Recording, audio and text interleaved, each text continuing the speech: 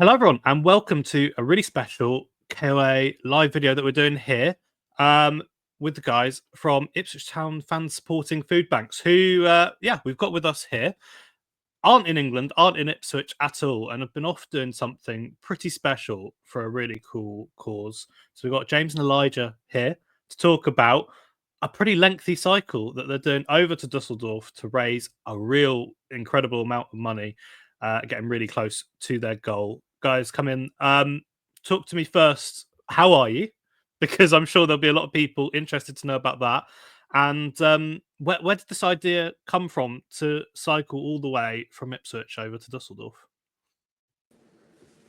Yeah, thanks, Alex. We're very well. I think we're safe and sound, which we sort of letting our family know and keep getting messages and saying how you're getting on, and everything's gone pretty smoothly, really. Obviously, with a challenge this big, there's been a couple of things along the way, things with the bikes that we're sort of learning how to sort of fix in flight, as it were.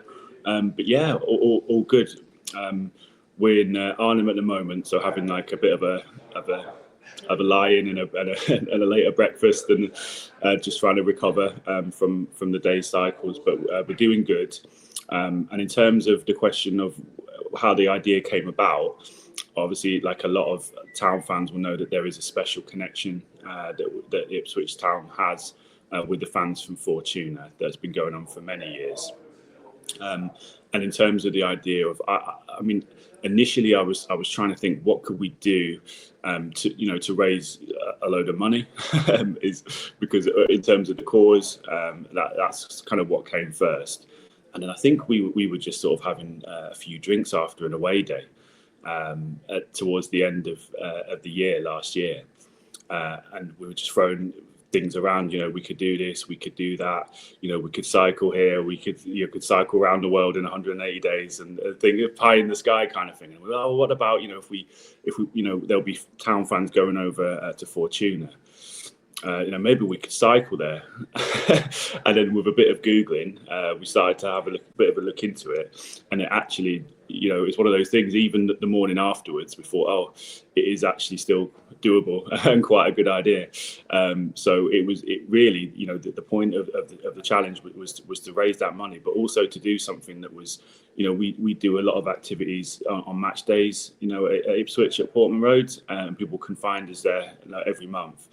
And that's really great, but we also did want to do something that showed that, when it comes to the issues like food poverty that we care about, that is an issue that's bigger than club colours, and we've demonstrated that before. When we've done joint initiatives like with Norwich, but also it's something that's international. It's not a problem that's confined at home, or just something that's in Suffolk or the UK, but also we're donating a big portion of the money to the food bank in Germany as well, to demonstrate that. Yeah, it's a brilliant cause, guys. And I mean, to go with I think it's a 300-mile trip, isn't it, in total? So I'd say with Arnhem, you kind of around the halfway mark. I know you're not a million miles away from kind of the German border. How has the journey been so far? Where are you up to? How's it been in this kind of first stretch? It's been brilliant. We're just over halfway. We crossed the halfway point. That the last day of cycling we did was 120 kilometers in total. So that ate up a large portion of the trip across the Netherlands. So we're over halfway now. So it does feel, and as you say, because we're so close to the border, it does feel just that little bit closer, which is brilliant. And it's been fantastic. From the moment that even before we left Portman Road, to have such a great send off from the guys at Arsenal Fan TV, which was ace, as well as seeing the fantastic supporters group in the fan zone beforehand, fans from both clubs, but loads and loads of Ipswich fans coming up, interacting with the bikes, seeing what's going on, wishing us well on the journey. And even then, when we're actually on the journey, we're getting beeps on the horn as people come past us, which you're never quite sure whether it's a bad cycle or whether they're happy to see us, but we're going to take it that they were supporting. And when we get to have some fish and chips in Harwich before we left, a couple came over and said, "Oh, how's it going so far?" And then even on the ferry itself, we had people come over and say, "Oh, how's it going?" So it's been brilliant to see the reach and also the generosity that has kind of manifested itself in leaving us kind of, I think we're almost at 95% of our total target of £5,000. So incredible. Wasn't the best night to sleep on the ferry, was it? Ferry over, kind of, when you're stuffed down in the hold of a large ship. It wasn't the most conducive to a good night's rest, but I think adrenaline got us through as soon as we kind of got off the ferry into the Netherlands, and it then felt okay. It wasn't just us, having a cycle after a football match. This is something bigger now. So, battling the weather, we managed to get through the day, through Rotterdam and to Dordrecht, where we had a really lovely evening. The Netherlands is beautiful, and you will know, Alex. But I think every single place we've been to has just kind of taken our breath away in terms of how friendly the people are, the architecture, the cycling infrastructure is a dream. So it's been brilliant. And then even on the last day where we did 120 kilometers, it was kind of mind over matter a little bit towards the end to kind of get us over the line, because into Arnhem it's by the Netherlands standard quite hilly, so it was lots and lots of ups and downs.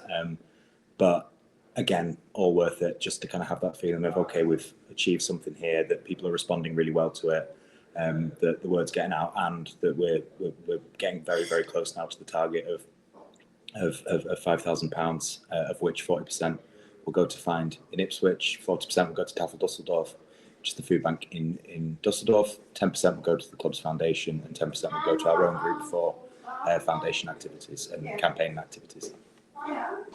And getting close to Dusseldorf as well obviously helped, as you mentioned. I think that those cycle paths, I've watched a lot of your videos that you put up, and you've been able to document it really well and show what that journey has been like. It's definitely a lot smoother over there for cycling, I'd say, than it is in England, isn't it? But being able to have that and now being so far, what are these next few days going to look like for you? How long do you think it's going to take to get there? I believe that you're attempting to get in. Is it just ahead of their game this weekend? So what is the plan looking like for these next few days?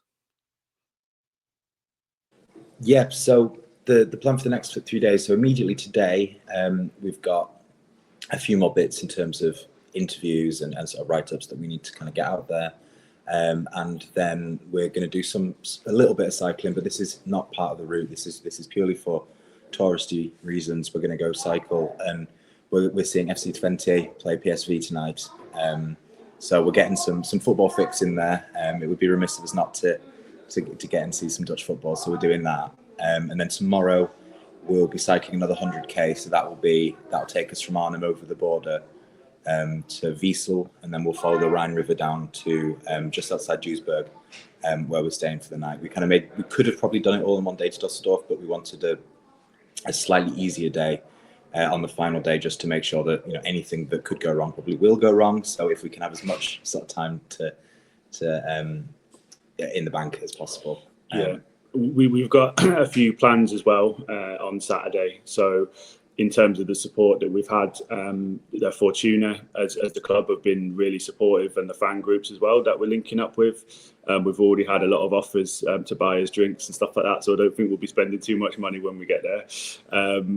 And also, we don't know the full details yet, but we know that we're going to be getting a welcome from the city of Dusseldorf as well, and the mayor's been in touch, so quite exciting. Don't want to give too much away there, but I think obviously we don't want to be late for our meeting with the mayor.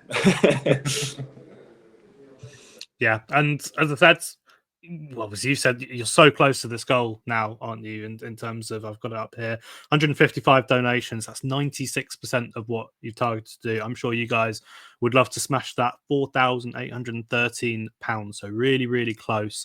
And just, you mentioned the support as well. I mean, from an Ipswich Town perspective, this hasn't been the easiest of seasons, I'm sure, but I think it's one of those things, isn't it, where sometimes you can have something off field that can bring a community together, and Ipswich as a community club has so much. This is a big example of that, don't you feel? Definitely, 100%. It's when you sort of plan to do something like this, have faith in the community and that kind of thing. And I think, well, it's going to resonate with people, but you never 100% know how something's going to go down.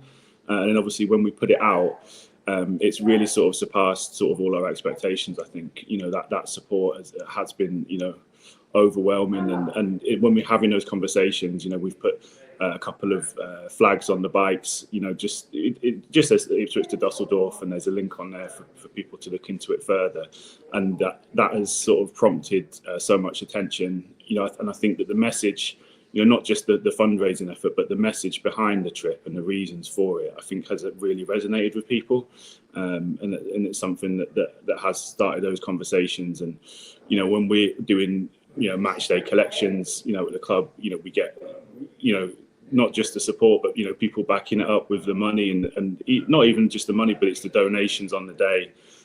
You know, food items, toiletries, you know, going to find. I think, you know, as you touched on there, you know, in terms of, you know, even though it's been a difficult season, you know, off the pitch, you know, that there is still that community there of, you know, of fans and people that, you know, that have each other's backs, and you know, it's about supporting each other and caring about each other, and I think that's been one of the most powerful aspects, you know, of the trip, to be honest. 100%, and that has been a continued theme from since we started the group back in January 2023. That from the first outset, people really bought into, you know, the work that we're doing and the conversations that we're having around food poverty. And it's always heartening, but also quite disheartening that you have people who come up and make that personal connection, say that they have been affected by food poverty, or they know someone that has, they maybe have use find in the past, and to have those conversations about how when the energy bills go up, when, you know, ticket prices go up, when a whole host of factors that go up, and living gets more and more expensive, that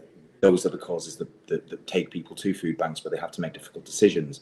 And actually, that when we kind of have those conversations and we can sort of really get down to the root of the problem there, that those price rises don't just happen in a vacuum, they don't just appear overnight, that actually there is decisions that are being made by some people, whether that's in government, whether that's the energy bill, you know, big bosses or something like that. They're making the decision to put the prices up there, and that has a trickle-down effect. So by having those conversations, it's kind of maybe shifting narrative a little bit, that what we're doing is nothing more than a sticking plaster. And I want to be very clear about that the money people are raising is unbelievable and it's fantastic. But unless we did this every single month, that cannot continue to solve the problem, where actually the problem lies with other people to make that case. So we'll continue pushing for a right to food. We'll continue pushing for, you know, stronger conversations around food poverty and the causes of that. And we'll continue pedaling all the way to Dusseldorf, because we still have to get there as well. Yeah. It's brilliant. James, Elijah, thank you for joining me. As I'm sure everyone who's watching this will know, you guys are there bringing in whatever really you can get at the home games, Ipswich home games. So if you guys are there, make sure go over any kind of spare bits that you've got. I know that you guys will massively appreciate it. And also, we're going to leave a link down to the GoFundMe below. So close to the goal now. It's not going to take a great deal to get you there. And I'm sure, as I said, being able to push that over the edge will be great and be able to smash that target. Good luck for the rest of your journey. Keep us all updated.